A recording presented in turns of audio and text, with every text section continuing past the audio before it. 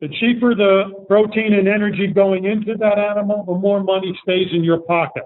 And I have done this chart multiple times in my extension career. The number changed, the dollar value changed, but the relative position of the graphs to each other did not change. Consistently, it's cheaper to get nutrients from forage than it is to get from concentrate. And in organic systems where concentrate is very expensive, it becomes an even bigger force in profitability of your farm or in business. Actually, there's an organic farmer right near me that has been a tremendous help with bringing equipment over and helping do planting, because he's watching all the crops that we're growing too. No, I don't do an organic system. I look at crops themselves, and then we try to transition that over, and how can you use that the best way on an organic farm? So, yes, yes. Here is the cost per unit of energy for corn silage and corn grain and alfalfa. Now, why would I put alfalfa in there? That's a protein. Well, you're going to see in a few minutes how we harvest alfalfa, that we can raise the energy level of that alfalfa up to where it's equal to that of corn silage. I just saw some round bale silage samples at the farm show here recently. A farmer brought them into me. Looking at the numbers, it was equal to corn silage in energy.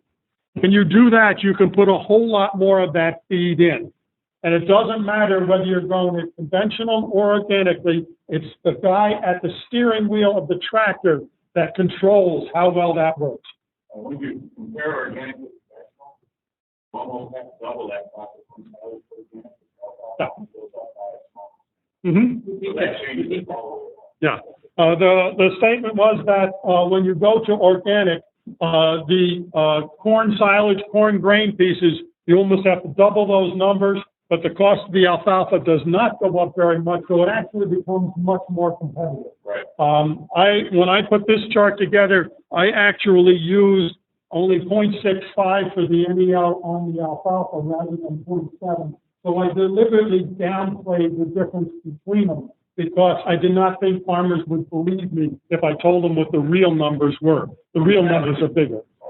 Right. Silage is so expensive on a farm. It's very, very sparing for its been started off. Yeah.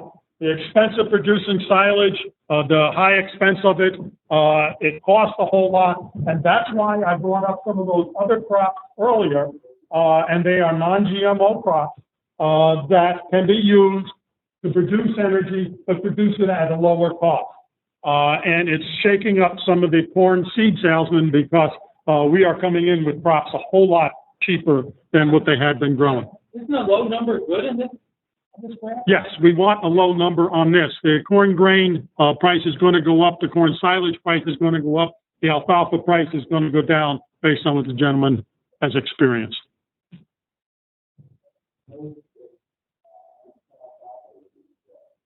That one just happened to be 100% alfalfa.